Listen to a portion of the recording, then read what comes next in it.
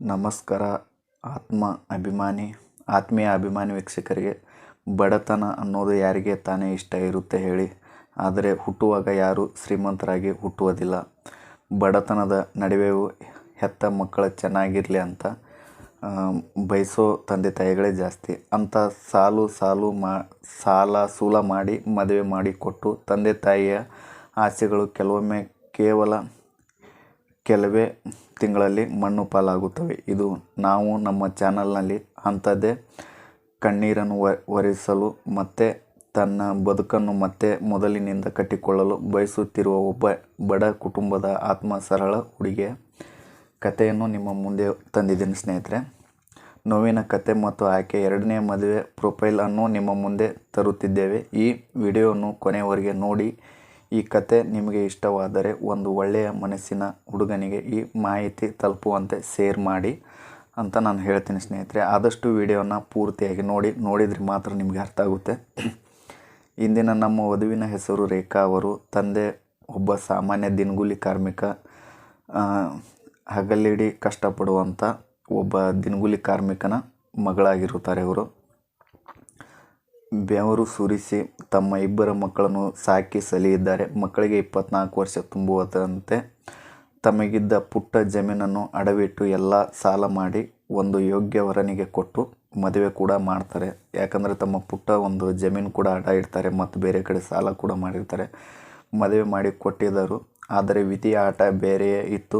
ಮದುವೆಯಾಗಿ ಗಂಡನ ಮನೆಗೆ ಹೋದ ರೇಖಾ ಅವರಿಗೆ ಮೊದಲು ದಿನವೇ ಶಾಕ್ ಕಾದಿತ್ತು. ಗಂಡ ಮಹಾ ಕುಡುಕನಾಗಿದ್ದು ಯಾವುದೇ ಕೆಲಸ ಮಾಡದೆ ಅಲಿದಾಡುತ್ತಿದ್ದ. ಅಷ್ಟೇ ಇಲ್ಲದೆ ತವರ ಮನೆಯಿಂದ ಅವರಿಗೆ ಹಣವನ್ನು ತರುವಂತ ಕೂಡ ಅವನು ಹೇಳ್ತಾ ಇದ್ದ ಅಂತ ಹೇಳಿದ್ದಾರೆ.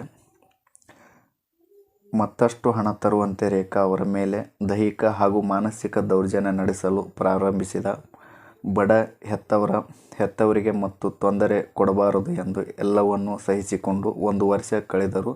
ಆದರೆ ಕೊನೆಗೆ ಗಂಡ ಮತ್ತೆ ಅದೇ ರೀತಿಯನ್ನು ನಡವಳಿಕೆ ಕೂಡ ಮಾಡೋಕ್ಕೆ ಸ್ಟಾರ್ಟ್ ಮಾಡಿದರು ಅಂತ ಹೇಳಿದ್ದಾರೆ. ಆತನ ಮನೆಯವರು ರೇಖಾ ಅವರ ಜೀವಕ್ಕೆ ಅಪಾಯ ತಂದೊಡ್ಡಿದ್ದಾಗ ಅನಿವಾರ್ಯವಾಗಿ ಕಾನೂನಿನ ಮೊರೆ ಹೋಗಬೇಕಾಯಿತು. ಪ್ರಸ್ತುತ ಕಾನೂನಾತ್ಮಕವಾಗಿ ವಿಚ್ಛೇದನ ಪಡೆದು ರೇಖಾ ಹೆತ್ತವರ ಮನೆ ಸೇರಿದ್ದಾರೆ ಅಂತ ಹೇಳಿದ್ದಾರೆ. ಯಾಕಂದರೆ ಅವರಿಗೆ ಅನಿವಾರ್ಯ ಆಗೋಯಿತು. ಯಾಕಂದರೆ ತುಂಬ ಅವರ ಇದಕ್ಕೇ ಸಮಸ್ಯೆ ತಂದಿದ್ರು ಅಂತ ಹೇಳಿದ್ದಾರೆ. ತನ್ನ ಬಾಳು ಮುಗಿದು ಹೋಯಿತು ಎಂದು ರೇಖಾ ಮೂಲೆ ಸೇರಲಿಲ್ಲ. ಹೆತ್ತ ತಂದೆಗೆ ಹೊರೆಯಾಗಬಾರದು ಎಂದು ನಿರ್ಧರಿಸಿದ ಅವರು ಹತ್ತಿರದ ಪಟ್ಟಣವೊಂದರಲ್ಲಿ ಟೈಲರಿಂಗ್ ಕೆಲಸ ಕೂಡ ಕಲಿತರು ಅಂತ ಹೇಳಿದ್ದಾರೆ. ಕಲಿತುಕೊಂಡು ಸ್ವಾವಲಂಬಿ ಬದುಕು ಸಾಗಿಸುತ್ತಿದ್ದಾರೆ. ಸದ್ಯಕ್ಕೆ ತಿಂಗಳಿಗೆ 7-8 ಸಾವಿರ ರೂಪಾಯಿ ಸಂಪಾದನೆ ಮಾಡುತ್ತಾ ತಂದೆಯ ಸಂಸಾರಕ್ಕೆ ಆಸರೆಯಾಗಿದ್ದಾರೆ ಅಂತ ಹೇಳಿದ್ದಾರೆ. ಅವ್ರಿಗೆ ಬರುವಂಥ ಒಂದು 7-8 ಸಾವಿರ ಸಂಬಳದಲ್ಲೇ ಅವರು ತಮ್ಮ ಮನೆತನ ಕೂಡ ನೋಡ್ತಾ ಇದ್ದಾರೆ ಅಂತ ಹೇಳಿದ್ದಾರೆ. ಮೊದಲು ಮದುವೆಯಲ್ಲಿ ಯಾವುದೇ ಮಕ್ಕಳಾಗಿಲ್ಲ. ಇವರು ಕಣ್ಣೀರು ಒರೆಸುವ ಬಡವನನ್ನು ಗೌರವಿಸುವ ಮತ್ತು ಇವರ ಕಷ್ಟ ಸುಖದಲ್ಲಿ ಜೊತೆಯಾಗಿರುವ ಒಬ್ಬ ನಂಬಿಕಸ್ಥ ಸಂಗಾತಿ ಹುಡುಕಾಟದಲ್ಲಿ ಈ ಬಡ ಕುಟುಂಬವಿದೆ ಅಂತ ಹೇಳ್ತಾ ಇದ್ದೀನಿ ಸ್ನೇಹಿತರೆ. ಯಾಕಂದರೆ ಇವರು ತುಂಬ ಬಡತನದಿಂದ ಬಂದವರು. ರೇಖಾ ಅವರು ಹೆತ್ತವರ ವರನ ಕಡೆಯಿಂದ ಯಾವುದೇ ಆಸ್ತಿ ಬಂಗಾರ ಅಥವಾ ಶ್ರೀಮಂತಿಕೆ ಬಯಸುವುದಿಲ್ಲ. ಅವರಿಗೆ ಬೇಕಾಗಿರುವುದು ಇಷ್ಟೇ: ವರನಿಗೆ ಕನಿಷ್ಠ 28ರಿಂದ 30 ವರ್ಷ ಒಳಗೆ ಇರಬೇಕಂತ ಹೇಳಿದರೆ, ವಯಸ್ಸಾಗಿರಬೇಕು. ವರನು ಕೃಷಿಕನಾದರೂ ಪರವಾಗಿಲ್ಲ ಅಂತ ಹೇಳಿದ್ದಾರೆ. ಅವರು ರೈತ ಆದರೂ ಪರವಾಗಿಲ್ಲ ಅಂತ ಹೇಳಿದ್ದಾರೆ. ಪರವಾಗಿಲ್ಲ ಅಥವಾ ಯಾವುದೇ ಸಣ್ಣ ನೌಕರಿ, ಡ್ರೈವಿಂಗ್ ಅಥವಾ ಸ್ವಂತ ಉದ್ಯೋಗ ಮಾಡುತ್ತಿದ್ದರೂ ಒಪ್ಪಿಕೊಳ್ಳುತ್ತಾರೆ. ಯಾವುದೇ ಜಾತಿಯ ನಿರ್ಬಂಧವಿಲ್ಲ ಅಂತ ಹೇಳಿದ್ದಾರೆ. ಅತ್ಯಂತ ಪ್ರಾಮುಖ್ಯವಾಗಿ ವರನಿಗೆ ಚೆನ್ನಾಗಿರಬೇಕು ಅಂತ ಹೇಳಿದ್ದಾರೆ. ಯಾವುದೇ ದುಶ್ಚಟಗಳು ಇರಬಾರದು ಮತ್ತು ಹೆಂಡತಿಯನ್ನು ಪ್ರೀತಿಯಿಂದ ನೋಡಿಕೊಳ್ಳುವ ಗುಣ ಇರಬೇಕು. ವಿಚ್ಛೇದನ ಪಡೆದ ಅಥವಾ ಪತ್ನಿ ತೀರಿಕೊಂಡ ಪುರುಷರಿಗೂ ಸಹ ಇವರು ಮೊದಲು ಆದ್ಯತೆಯನ್ನು ನೀಡುತ್ತಾರೆ ಅಂತ ಕೂಡ ಹೇಳಿದ್ದಾರೆ ಸ್ನೇಹಿತರೆ. ಆದರೆ ಹುಡುಗ ಮಾತ್ರ ಒಳ್ಳೆಯವರಾಗಿರ್ಬೇಕಂತ ಹೇಳಿದ್ದಾರೆ. ಮಾಹಿತಿ ಹೊರಗಳು: ಹೆಸರು ರೇಖಾ, ವಯಸ್ಸು 25, ಜನ್ಮ 2001 ಅಂತ ಹೇಳಿದ್ದಾರೆ. ಎತ್ತರ 5 ಅಡಿ 1 ಇಂಚು, ಶಿಕ್ಷಣ ದ್ವಿತೀಯ PUC ಮುಗಿದಿದೆ ಅಂತ ಕೂಡ ಹೇಳಿದ್ದಾರೆ. ಇವರು ಎಜುಕೇಷನ್ ಕೂಡ ನೀವು ನೋಡ್ಬೋದು, ಅಷ್ಟಕ್ಕಷ್ಟೇ ಓದಿದ್ದಾರೆ. ಉದ್ಯೋಗ ಸ್ವಂತ ಟೈಲರಿಂಗ್ ಕೆಲಸ.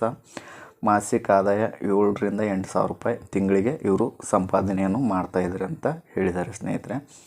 ತುಂಬ ಒಳ್ಳೆಯ ಪ್ರೊಫೈಲು. ವೈವಾಹಿಕ ಸ್ಥಿತಿ ಕಾನೂನುಬದ್ಧವಾಗಿ ವಿಚ್ಛೇದನ ಪಡೆದಿದ್ದಾರೆ, ಮಕ್ಕಳಿಲ್ಲ ಅಂತ ಹೇಳಿದ್ದಾರೆ.